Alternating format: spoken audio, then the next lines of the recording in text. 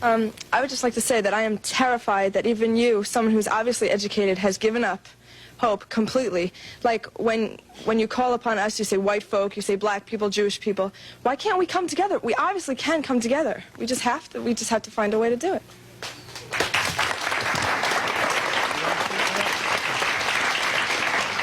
The desire is good, but the reality is the total opposite of your desire. And unfortunately, as a young lady, you are not in the position of power to make the decisions to make America work.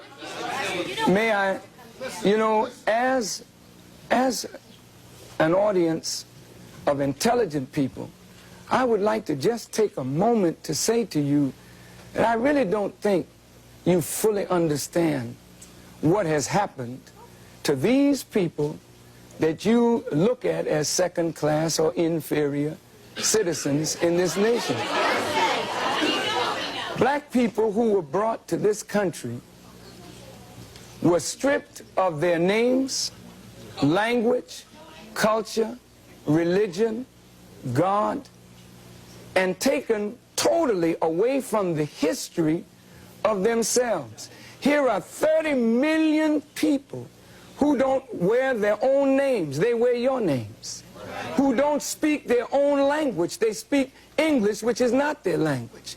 They never were allowed their own cultural expression of Africa.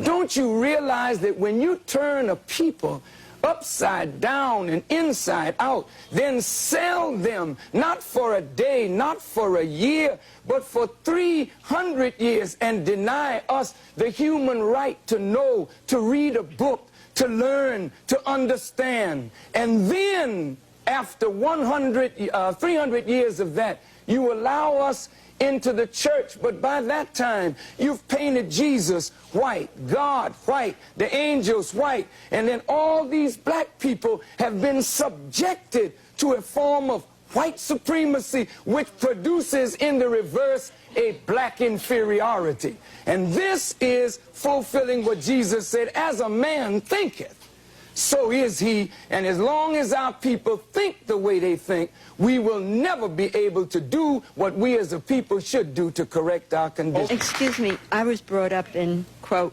Bedford-Stuyvesant in my time. But I would like to say what scares us is I think we hear violence. May I respond? Yeah. May I respond, please? My work is directly to black people. I spend 99% of my time dealing with us to help us reform our minds and spirit that we may do for ourselves.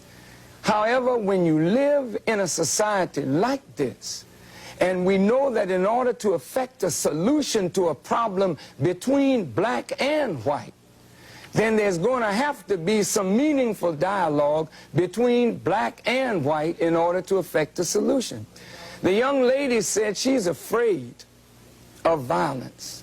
And isn't it sad that we who have been the victims of so much violence, now whites fear violence from us? We do not have a history of killing white people.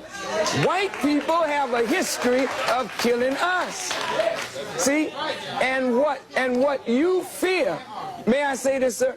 What you fear, and it's a deep guilt thing, that white folks suffer. You are afraid that if we ever come to power, we will do to you and your fathers what you and your people have done to us. And I think you are judging us by the state of your own mind, and that is not necessarily the mind of black people.